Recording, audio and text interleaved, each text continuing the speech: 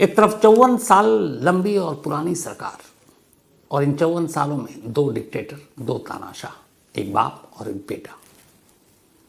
सारी कोशिशें कर ली गई, सत्ता की कुर्सी हिला भी नहीं पाया कोई। लेकिन फिर एक रोज एक 14 साल का स्कूली बच्चा आता है और अपने ये स्कूल की दीवार पर सिर्फ एक लाइन लिखता है, और वो एक लाइन एक ऐसी क्रांति बनती है, वो एक लाइन ऐसा नारा बनता है कि 54 साल की वो सरकार गिर पड़ती है। ये कहानी सीरिया की है, और सीरिया इसलिए सुर्खियों में है कि मुश्किल से 24 घंटे पहले 20 साल से सीरिया के तानाशाह रहे सीरिया की सरकार के सरबराह, सीरिया के प्रेसिडेंट, राष्ट्रपति बशर अल असद बड़ी खामोशी से सीरिया की राजधानी दमिश्क से एक प्लेन में बैठते हैं और अपने पुराने दोस्त पुतिन के देश रूस की राजधानी मॉस्को पहुंच जाते हैं। और अब वो पुतिन के मेहमान हैं और रूस में रहेंगे, क्योंकि उनको वहाँ शरण दे दिया गया है। 20 साल तक सीरिया के प्रेसिडेंट रहे बशर अल असद। तो अब अचानक ऐसा क्या हुआ कि कुर्सी छोड़नी पड़ी? तो पूरी कहानी सुनाओ, उससे पहले सिर्फ 2 तस्वीर आपको दिखाना चाहता हूँ, और इन्हीं 2 तस्वीरों में सीरिया के पिछले लगभग 24 साल की कहानी है और कुल मिलाकर 54 साल की कहानी है। एक तस्वीर तो 2011 की, जो अभी मैंने आपको बताया कि एक 14 साल का बच्चा कैसे स्कूल की दीवार पर एक नारा लिखता है और वो क्रांति बन जाती है। ये वो तस्वीर है, और ये उसी के हैंडराइटिंग में, वो उसी के हाथ से लिखा हुआ है। ये अरबी में एक लाइन है, और अरबी में इस लाइन का मतलब है इट्स योर टर्न डॉक्टर, अगर इंग्लिश में कहूँ, और हिंदी में कहूँ तब तुम्हारी बारी है डॉक्टर।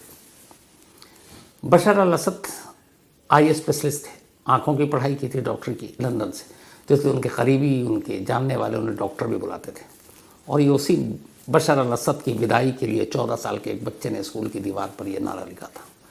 2011 की ये तस्वीर है। 26 फरवरी 2011 की तारीख थी वो जब ये नारा लिखा गया। कैसे इस 14 साल के बच्चे ने एक पूरी क्रांति ला दी, ये आगे बताऊंगा। उससे पहले एक दूसरी तस्वीर, ये तस्वीर है 2015 की, तारीख थी 2 सितंबर। समंदर के किनारे एक बच्चा और उसकी लाश। मुझे लगता है कि इस पूरी दुनिया की जो आबादी है लगभग 8 अरब, 8 अरब में से जिसने भी ये तस्वीर देखी उसका कलेजा फट गया होगा। ये तस्वीर ही ऐसी है। इस तस्वीर की शॉर्ट में कहानी यह है कि बशर अल असद की सरकार के जुल्म सितम से तंग आकर लाखों लोग सीरिया छोड़कर भागने की कोशिश कर रहे थे कि किसी तरह बच जाए, किसी तरह जिंदा रहें। और तब बशर अल असद ने सीरिया के बॉर्डर पे एक तरह से निगहबानी बढ़ा दी, सरहदें बंद कर दी और कहा कोई नहीं भागेगा। उसी में एक परिवार था, इस बच्चे का माँ बाप। उन्होंने कहा कि नहीं, यहाँ जिंदा नहीं रह पाएंगे, भाग लेते हैं। कोई जरिया नहीं मिला तो वो समंदर पहुँच गया। अब समंदर की उफनती लहरें और एक छोटा सा नाव, कहाँ समंदर के उस थपेड़ों का मुकाबला कर पाती है नाव। देश छोड़कर जान बचाने के लिए भाग रहे थे, लेकिन उन्हीं समंदर की लहरों ने उस छोटे नाव की वजह से इन्हें वापस साहिल पर धकेल दिया। और इस बच्चे की तस्वीर किसी एक ने अपने कैमरे में कैद कर ली, और ये तस्वीर पूरी दुनिया में लोगों ने देखा। और इस तस्वीर को देखने के बाद पहली बार लोग सीरिया के बारे में बातें करने लगे थे। ये 2 तस्वीरें, अब पूरी कहानी। सीरिया कभी बहुत ही खूबसूरत देश हुआ करता था। लोगों के पास रोज़गार था, ठीक ठाक पैसा था, ठीक ठाक कल्चर था, लोग खुश थे। 1970 तक। फिर 1970 का दौर आता है। तब सीरियाई जो मिलिट्री है, वहाँ की हुकूमत, जब वो सीरिया की सरकार थी, तब उस सरकार में वहाँ के एक एयरफोर्स के चीफ थे। और उस जो एयरफोर्स के चीफ थे, उनकी सीरिया की सेना में, आर्मी में बड़ी ख़ास पकड़ थी, और उनका नाम था हाफिज़ अल असद, एयरफोर्स के चीफ सीरिया के। लेकिन 13 नवंबर 1976 को हाफिज़ अल असद बगावत करते हैं और सीरिया की सरकार को गिरा देते हैं, एक तरह से तख्ता पलट, और अपने आप को सीरिया का नया प्रेसिडेंट डिक्लेयर कर देते हैं। और उसी दिन सीरिया में एक नए डिक्टेटरशिप का आगाज़ होता है। अब हाफिज़ अल असद सीरिया के नए प्रेसिडेंट, नए रूलर, एक डिक्टेटर। मिडिल ईस्ट के ऐसे बहुत सारे देश थे जहाँ पे बहुत सारे डिक्टेटर थे, एक और देश सही। लेकिन लोगों को उम्मीद नहीं थी कि हाफिज़ अल असद लंबे वक्त तक यहाँ हुकूमत कर पाएंगे। उसकी वजह ये थी सीरिया की आबादी। सीरिया जिसकी कुल आबादी ही 2 करोड़ है, 2 करोड़ से भी थोड़ा सा कम, उसमें 74% आबादी की जो हिस्सेदारी है वो सुन्नियों की है, सुन्नी मुस्लिम की। और सिर्फ 16% वहाँ पर शिया है, मतलब 70%, 74% सुन्नी और 16% शिया। अब जो हाफिज अल असद थे ये शिया थे, यानी ये वहाँ के पॉपुलेशन के 16% को रिप्रेजेंट कर रहे थे, उनकी नुमाइंदगी कर रहे थे, जबकि मेजोरिटी 74% सुन्नी। तो लगा कि सिर्फ सुन्नी बर्दाश्त तो करेंगे नहीं, और इस बात का एहसास हाफिज को भी था। लेकिन वो एयरफोर्स के चीफ, आर्मी में पकड़, तो उन्होंने सबसे पहला काम ये किया कि 1970 13 नवंबर 1970 को जब उन्होंने बगावत की, तख्ता पलट किया, अपने आप को प्रेसिडेंट बनाया, तो सबसे पहले उन्होंने सुन्नियों पर लगाम कसना शुरू किया और अपनी फोर्स की एक बड़ी ताकत का इस्तेमाल ये किया कि वो लोगों के ऊपर जगह जगह छोटी छोटी जगहों पर अपने जासूस और वो सारे भेजे कि कहीं कोई सुगबगाहट हो, उनकी सरकार के खिलाफ कोई विरोध हो तो उन्हें खबर मिले और उसे कुचल दिया जाए। तो अपनी पूरी ताकत एक तरह से उन्होंने इस विरोध को दबाने में लगा दिया। तो धीरे धीरे वक्त बीता, लोग उस वक्त खुश थे, पैसे थे, रोज़गार था, तो किसी को ज़्यादा दिक्कत नहीं आई। दिक्कत तब आती है जब पैसे ना हो, रोज़गार ना हो, भूखमरी की नौबत आए। तो किसी तरह से 70 से ये सारा सिलसिला चलता रहा। जब धीरे धीरे हाफिज असद को यकीन हो गया कि ये सब लोग कुछ कहेंगे नहीं, तो फिर उन्होंने अपनी मनमानी भी शुरू की। तमाम पॉलिसीज़ लाए वहाँ की सरकारी नौकरियों में, आर्मी में, एयरफोर्स में शियाओं को, और जो उनके ख़ास तौर पर वो थे, उनकी भर्ती करनी शुरू कर दी। धीरे धीरे ये बात सुन्नियों को बड़ी नागवार गुजरी। उन्हें लगा कि भाई हमारी पॉपुलेशन ज़्यादा है, लेकिन सारे इंपॉर्टेंट पोस्ट पर शियाओं को बिठा दिया गया। लेकिन फिर भी सब चलता रहा, क्योंकि शिकंजा ऐसा कसा हुआ था कि कोई विरोध कर ही नहीं सकता था। करते करते 30 साल गुजर गए। 30 साल तक हाफिज अल असद ने सीरिया पर हुकूमत की। अब आ गया साल 2000, 30 साल बीत गए। हाफिज अल असद की भी अब उम्र हो गई, बूढ़े हो गए, बुजुर्ग हो गए। ये सत्ता, ताकत, कुर्सी, ये सब चीज़ें अपनी जगह, उम्र और मौत तो इन चीज़ों से कभी प्रभावित होती नहीं है। तो आखिरकार सन 2000 में सीरिया के प्रेसिडेंट, रूलर, डिक्टेटर हाफिज अल असद की मौत हो जाती है। इधर मौत हुई, उधर उनका वारिस तैयार था, उनका बेटा, और नाम आप जानते हैं, बशर अल असद, जो सीरिया के प्रेसिडेंट पिछले 20 साल से, बल्कि 24 साल हो गए। तो 2000 में मौत हुई हाफिज असद की, और 2000 में ही सीरिया की हुकूमत संभाली उनके बेटे बशर अल असद ने। जो बाप की पॉलिसी थी उसी को फॉलो किया। पिता से सीखा कि कैसे मेजॉरिटी को कंट्रोल में रखना है, कैसे बगावत को कुचलना है, और ये सब कुछ वही करते रहे। धीरे धीरे धीरे लगभग सब कुछ ठीक चल रहा था अगले 8 साल तक। 2008 आ गए। इस बीच में 2006 से एक चीज़ शुरू हो गई थी। पहली बार सीरिया में बारिश नहीं हुई। 2006 से 2010 तक लगातार 4 साल, और उन 4 सालों में सूखा पड़ गया। खेती बाड़ी बाकी सारी चीज़ें ऐसी रह गई। तो अब लोगों को भुखमरी की नौबत, रोज़गार थी नहीं, आर्थिक हालत ख़राब थी। अच्छे अच्छे पोस्ट पे खुद असद परिवार के लोग वही सब तैनात थे।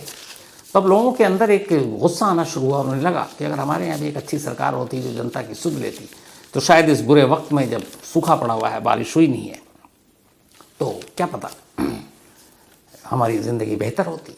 तब उन्हें पहली बार एहसास हुआ। मतलब 30 साल उधर और 6 साल इधर, 36 साल के बाद उन्हें लगा था कि नहीं, ये डिक्टेटरशिप सही नहीं है। तो अब लोगों के अंदर गुस्सा फूटने लगा। लेकिन ये गुस्सा लावा बनता उससे पहले एक और चीज़ हो गई। हुआ ये कि 2010 के आसपास अरब के कई देशों में बगावत शुरू हो गई, जिसको अरब स्प्रिंग भी हम कहते हैं। उसमें कई देश ऐसे थे जहाँ 15, 20, 30 साल से डिक्टेटर बने हुए थे।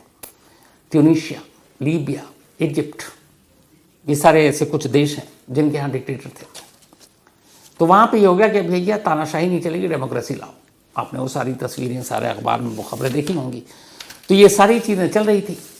ये वही सीरिया जहाँ पर एक ऐसी घटना हुई थी जिसमें हमारा देश भी जुड़ा हुआ था, भारत। उसकी वजह ये थी कि करीब 40 नर्सों को किडनैप कर लिया गया था। और तब ये भी आया था कि भारत सरकार ने ISI के टेररिस्ट से क्या बातचीत की थी। 46 India's rescue operation against ISIS। Kuku FM के ऑडियो लर्निंग प्लेटफॉर्म पर ये पूरी कहानी मौजूद है। इसमें उस वक्त फॉरेन मिनिस्टर रही थी सुषमा स्वराज जी का क्या रोल रहा, कैसे इन 40 नर्सों को वहाँ से रेस्क्यू करके लाया गया, डिटेल में से निकल रहा है। और एक बार जब फ्री ट्रायल स्लॉट्स ख़त्म हो जाएंगे तो फिर ये मौका हाथ से निकल जाएगा। तो इस औसम मौके को मिस मत करें। अभी अपने फ्री ट्रायल लें और क्राइम की बेस्ट स्टोरीज सुनना शुरू करें।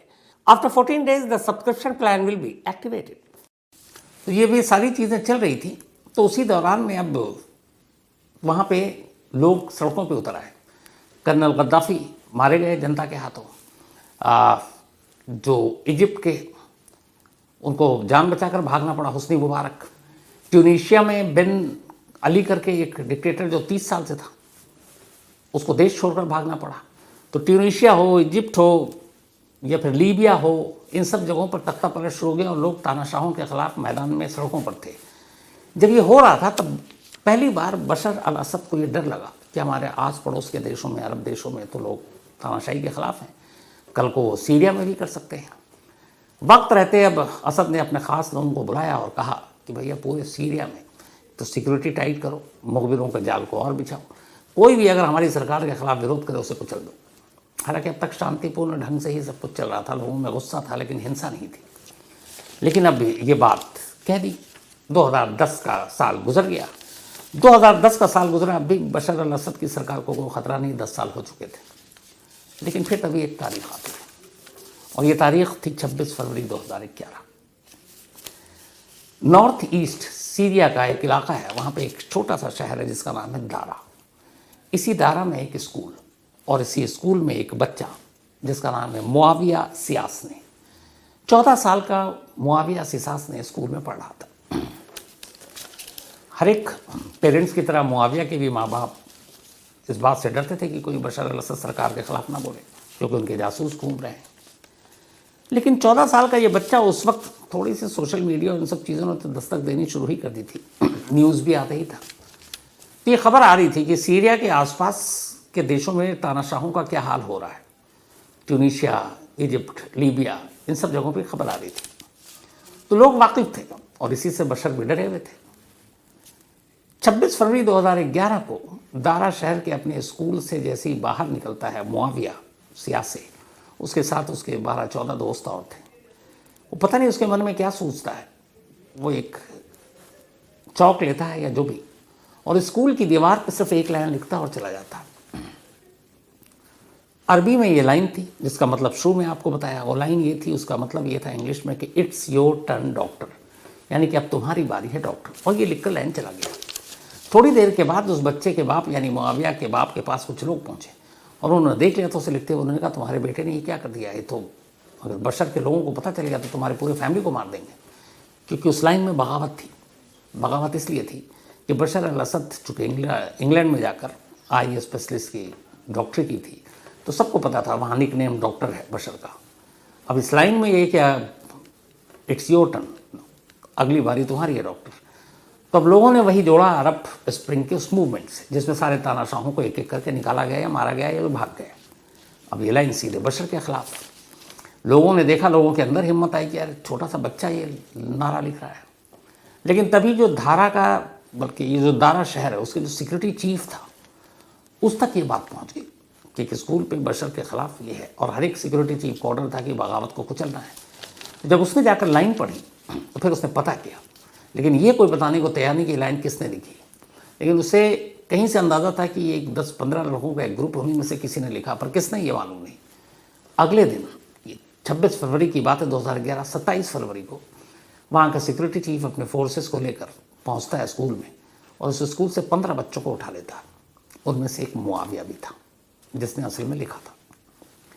इनको उठाकर लाया जाता है। लाने के बाद टॉर्चर किया जाता है कि बताओ किसने लिखा। कोई भी बच्चा मुंह खोलने को तैयार नहीं। सब में इतनी एकता थी, सोचिए इतनी सी उम्र में भी।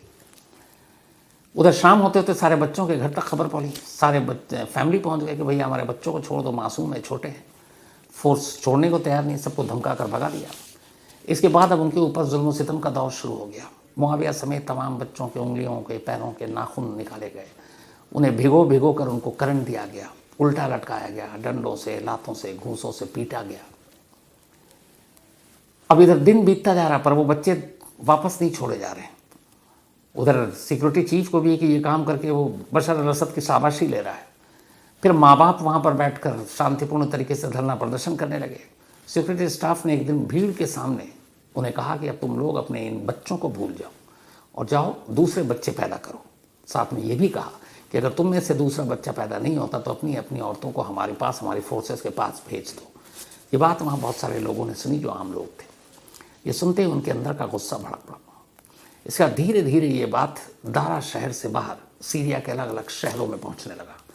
ये दीवार का नारा भी अब तक तस्वीर की शक्ल में सीरिया के अलग अलग शहरों में पहुंचने लगा।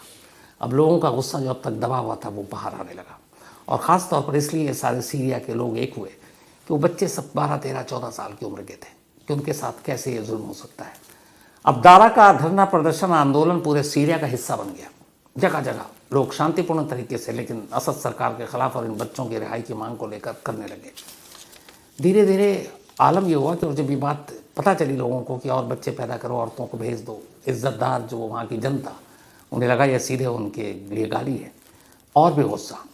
अब शहर शहर में जब ये धरना प्रदर्शन आंदोलन होने लगा तो बशर अल असद को एहसास हुआ कि वो गलत कर रहा है। उसे लगा कि कहीं यही चीज़ क्रांति न बन जाए। उसने फ़ौरन अपने फोर्सेस को हुक्म दिया कि उन 15 के 15 बच्चों को छोड़ दो ताकि आंदोलन दब जाए। पूरे 45 दिनों के बाद 45 डेज तक ये सारे बच्चे कस्टडी में थे।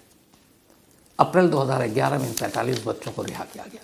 जब बच्चे बाहर आए, जो उनकी हालत देखी लोगों ने, फिर उसकी तस्वीर आई और उन बच्चों ने जो कहानी सुनाई उस जुल्म सितम की 45 दिनों की, बशर अल असद सरकार का वो फैसला उसके लिए उल्टा पड़ गया। अब तक वो 45 दिन से अंदर थे, बाहर धरना प्रदर्शन हो रहा था, लेकिन वो जैसे ही बाहर आए, जब उन बच्चों की कहानी उन्हीं की जुबानी सामने आई तो सीरिया में चारों तरफ गुस्सा बसर गया। फिर लोग बेकाबू हो गए। अप्रैल 2011 में इन बच्चों के आने के दूसरे या तीसरे दिन फ्राइडे था, जुमा की नमाज की प्रेयर होती है जिसमें दोपहर को बड़ी तादाद में लोग मस्जिद में जमा होते हैं, और दारा की उस मस्जिद में भी उस दिन हज़ारों लोग जमा हुए। नमाज के बाद लोग मस्जिद से बाहर निकले और उन्होंने बशर अल असद सरकार के ख़िलाफ़ नारेबाजी शुरू कर दी। ये पहली बार था कि जब ओपनली वहाँ के डिक्टेटर के ख़िलाफ़ लोग नारे लगा रहे थे। ये बात जब पता चली तो पुलिस ने भी डंडे चलाए, फिर गोली चलाई। 2 लोग मारे गए फ्राइडे को। जब ये 2 लोग मारे गए तो नेक्स्ट डे सैटरडे को इन 2 लोगों के जनाजे के साथ 2 लोग दोबारा सड़कों पर उतर आए, और इस बार और ज़्यादा भीड़। बशर अल असद को लगा कि इस बार नहीं रोका तो फिर कुछ नहीं होगा, फ़ौरन हुक्म दिया। पहली बार था इतिहास में कि बशर अल असद के कहने पर दारा में टैंक जो है वो सड़कों पर उतार दिए गए, मतलब अपने ही लोगों के ख़िलाफ़। आसमान में हेलीकॉप्टर भेजा गया, उस पर बंदूकधारी थे, नीचे से टैंक लोगों को कुचल रही थी, ऊपर से आसमान से गोलियां चल रही थी। दर्जनों लोग मारे गए, और जब ये दर्जनों लोग मारे गए, बस यहीं से सीरिया गृह युद्ध की आग में झुलस गया। उस एक बच्चे के उस एक नारे, उन 15 बच्चों की गिरफ्तारी, उनकी टॉर्चर की कहानी, फिर मस्जिद में ये हंगामा बाहर, और ये गोलीबारी। अब सीरिया अब तक जो शांत था, अब सिविल वॉर, गृह युद्ध में झुलस गया। अब हर दिन दारा की कहानी, जितने बड़े बड़े शहर थे सभी की कहानी हो गई। वहाँ धरना प्रदर्शन, हिंसा। बट दिक्कत एक थी, उस तरफ असद की सेना थी, उनके पास गोलियाँ थी, बंदूकें थे, टैंक। इधर आम लोग थे, उनके पास डंडे थे और लाठियाँ थी। डंडे और लाठियों से वो मुकाबला करते, जाहिर सी बात है इन्हीं की जो मौत है ज़्यादा होती। धीरे धीरे ये हिंसा बढ़ती गई। अब जब हिंसा बढ़नी शुरू हुई तो फिर ये हुआ कि आम लोगों पर ही दमन होता था, गोलियां चलाओ, टैंक स्प्रिंट चढ़ा दो। तब असद की सेना में, चूँकि सीरिया की आबादी का 74% सुन्नी थे, तो बहुत सारी एक मेजोरिटी सुन्नी भी थे सेना में भी, फोर्स में भी, एयरफोर्स में भी। तब उन्हें लगा कि हम अपने ही भाई बहनों के खिलाफ गोलियां चला रहे हैं, अपनी भाई बहनों पर टैंक चला रहे हैं, तो उन्होंने विद्रोह कर दिया। उन्हें कहा नहीं, हम अपने लोगों को इस तरह से नहीं मारेंगे। एक बड़ा विद्रोह हुआ सेना में, और लोगों ने सेना छोड़ दिया। अब सेना छोड़कर वो उन लोगों के साथ आ गए जो असद सरकार के खिलाफ आंदोलन कर रहे थे। इसी के बाद इन सब ने मिलकर ये तय किया कि चलो असद की सेना से लड़ने के लिए हम अपनी एक सेना बनाते हैं। और फिर सबको ट्रेनिंग दी जाने लगी, सब लोग आने लगे, और उसके बाद आखिरकार एक फ्री सीरियन आर्मी का गठन हुआ। फ्री सीरियन आर्मी का गठन सिर्फ इसलिए हुआ था ताकि असद सरकार के खिलाफ मोर्चा ले सकें। उसमें सेना से लोग आए थे, उन्हें पता था बंदूक कैसे चलाते हैं, टैंक कैसे होता है। तो फिर उन्हीं लोगों ने मिलकर फ्री सीरियन आर्मी का गठन किया, जो आर्मी से बगावत करके आए। अब इसमें अलग अलग सैकड़ों छोटे छोटे ऑर्गेनाइजेशन थे पूरे सीरिया में। वो लोग फ्री सीरियन आर्मी का हिस्सा बनते गए, और देखते ही देखते लाखों लोग फ्री सीरियन आर्मी के साथ जुड़ गए। और अब फ्री सीरियन आर्मी एक ट्रेंड, एक तरह से कहें आर्मी की तरह थी, जो असद की सेना से लोहा ले रही थी। और यही वो दौर था जब फ्री सीरियन आर्मी बनी तो बगदादी ने भी कहा चलो बहती गंगा में हाथ धो लेते हैं। अबू बकर अल बगदादी, ISI का वो मिलिटेंट, तब तक वो इराक में था और Islamic state of Iraq ISI का चीफ था और इराक में इस्लामिक हुकूमत कायम करना चाहता था। वो भी सुन्नी गुट से बगदादी। तो उसे जैसे ही पता कि इराक में, वो सीरिया में बशर अल असद के खिलाफ फ्री सीरियन आर्मी का गठन हुआ जो सुन्नी के लोगों की उसमें हो रहा है, इसने कहा कि हम भी असद के खिलाफ मोर्चा लेंगे और बगदादी ने अपने लोगों को अब सीरिया भेज दिया। और वहीं से बगदादी ने अपने ऑर्गेनाइजेशन का नाम भी बदल दिया। अब उसने ISI से ISIS कर दिया। इस्लामिक स्टेट ऑफ इराक था, अब उसने कर दिया Islamic state of Iraq and Syria. तो वहाँ पहुँचा, अब वो भी कूद गया उधर। उसी सीरिया में नॉर्थ ईस्ट रीजन में एक और कास्ट के लोग रहते थे जो कुर्द कहलाते हैं। कुर्द भी वहाँ माइनॉरिटी में थे लेकिन काफ़ी ताकतवर थे, पर उनका अपना इलाका कुछ हिस्सा उनका तुर्की में भी मिलता था, टर्की में। तो कुर्द शुरू से ये चाहते थे कि उनका एक अलग देश हो, कुर्दिस्तान। तो जब उन्हें लगा कि फ्री सीरियन आर्मी बन गई, ISIS वाले भी आ गए, सब मिलके एक साथ असद के खिलाफ लड़ रहे हैं, तो मैं भी इनका साथ देता हूँ। तो अब कुर्द फोर्स भी मैदान में उतर गई बशर अल असद के। तो अब एक साथ 4 मोर्चे पर लड़ाई हो रही थी। एक तरफ असद की सेना, दूसरी तरफ बगदादी आ गए, तीसरी तरफ फ्री सीरियन आर्मी आ गई, उधर कुर्द भी आ गए। अब जैसे ही ये लोग आए तो देखिए खेल कहाँ से शुरू होता है। अब बाहरी देशों ने भी इंटरेस्ट लेना शुरू कर दिया। मिडिल ईस्ट के कुछ देश जो सुन्नी बहुल हैं उन्होंने फ्री सीरियन आर्मी की मदद करनी शुरू कर दी। क्यों? क्योंकि उन्हें मालूम था कि सीरिया में 74% आबादी सुन्नियों की है, तो हम सुन्नियों की मदद करेंगे। तो इसलिए उन्होंने पैसे से, हथियार से मदद करनी शुरू कर दी फ्री सीरियन आर्मी को। जब इधर हुआ तो उधर ईरान ने कहा कि भाई ये क्या है, हम तो असद की सरकार को सपोर्ट करेंगे। क्यों? दुनिया में ईरान ही इकलौता ऐसा देश है जहाँ सबसे ज़्यादा शिया रहते हैं और असद जिस परिवार से हैं वो शिया है और 16% टोटल नुमाइंदगी है सीरिया में शियाओं की।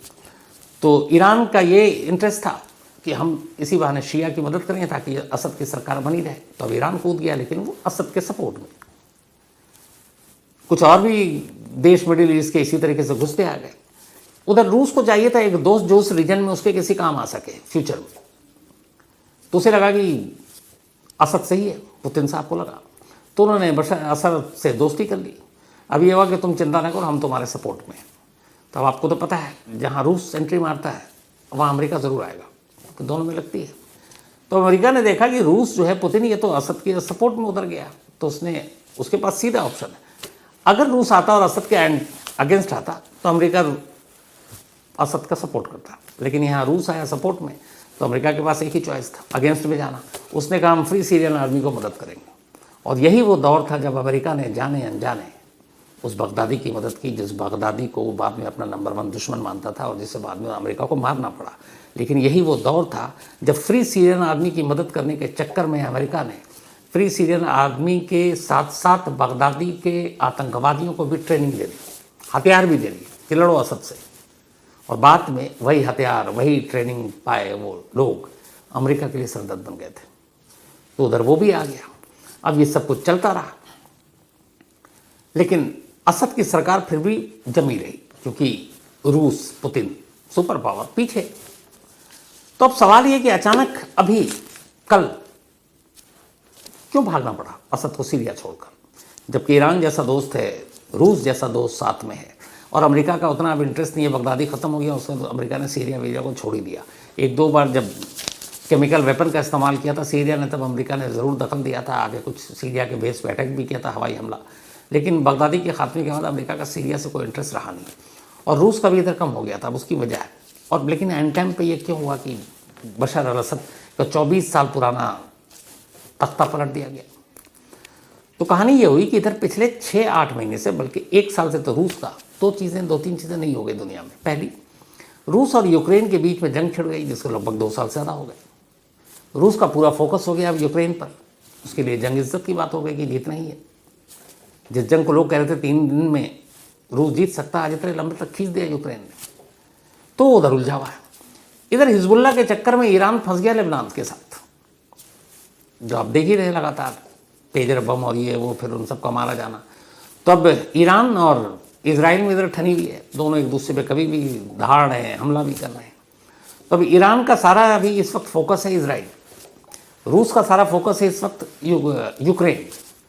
अब ये दो सबसे बड़े मददगार असद के, अब असद उनसे कह रहा भाई हमारे यहाँ जो चल रहा है, आप क्योंकि मदद तो वही करते हैं और उनके नाम पे बाकी लोग थोड़ा भागते हैं। अब पुतिन साहब ने सीधे सीधे कह दिया असद को कि देखो इस वक्त हमारा जंग पे फोकस है और हम तुम्हारी मदद नहीं कर पाएंगे। उधर ईरान ने कहा हम तो खुद ही फंसे हुए हैं यार, इजराइल के साथ जब तक कुछ भी हो सकता है, तो भी हमारा कुछ नहीं कर पाएंगे, तुम्हारा तुम अपने आप जो करना कर लो। अब जब दो लोगों ने हाथ खींच लिया, खबरें सोशल मीडिया सब आती हैं, इंटरनेशनल मीडिया, रिलेशनशिप, तो ये बात विद्रोहियों को भी पता चली। पिछले 11 दिनों से यही चीज़ समझ कर कि अभी रूस और ईरान दोनों अपने में उलझे हुए हैं, अपने अपने मसलों में, उन्होंने अपने आंदोलन को तेज़ कर दिया। और जब तेज़ किया तो फिर इधर असद बशर को ये भी एहसास हो गया कि अब मदद तो कोई करेगा नहीं, हम टिक कैसे पाएंगे। बहुत सारे सैनिक छोड़ के भाग गए, चेक पोस्ट छोड़ के भाग गए, चौकियाँ छोड़कर भाग गए। और इधर ये तमाम लोग जो असद के दुश्मन, उन्होंने धीरे धीरे करके तमाम शहरों पर कब्जा करना शुरू कर दिया। और आखिर में जब वो सीरिया की राजधानी दमिश्क में पहुंच गए तो फिर ये हो गया कि खेल खत्म। और इसी के बाद अपनी जान बचाने के लिए असद को कल शाम बड़ी खामोशी से दमिश्क से एक प्लेन में बैठना पड़ा। और वो प्लेन उड़ा, पहले तो ये आया कि वो ATC के राडार से उसका संपर्क टूट गया है, तो लोगों को लगा कि शायद क्रैश कर गया हो, एक्सीडेंट हो गया हो, लेकिन ऐसा नहीं था। बाद में वो प्लेन राडार पे भी आया और ATC के नज़र में भी और कंट्रोल में भी, और जाकर लैंड करता है रूस में, दोस्त पुतिन के देश में। वहाँ उतरते हैं। बाद में रूस एक बयान जारी करता है और वो कहता है कि हमने असाइलम दे दिया है, हमने शरण दे दिया है, और अब जो बशर अल असद है वो हमारे मेहमान हैं। हालांकि उनके पास और भी ऑप्शन था, वो ईरान में भी रह सकते हैं, वो UAE में भी रह सकते हैं क्योंकि उनके साथ अच्छे रिश्ते हैं, लेकिन फ़िलहाल रूस ने अपनी दोस्ती दिखाई। अब उधर जो बाकी गुट है, जो 74 सालों से इस असद परिवार के खात्मे के लिए लड़ाई लड़ रहे थे, वो क्या करेंगे, उनका क्या होगा आगे, सीरिया की किस्मत क्या होगी, सीरिया की तस्वीर क्या होगी, सीरिया का रुख क्या होगा, कुछ दिनों बाद पता चलेगा। लेकिन 2011 में जब उस बच्चे ने दीवार पे नारा लिखा था, उसके बाद 2024 तक 5 लाख लोग इस सिविल वॉर में सीरिया के अंदर मारे गए।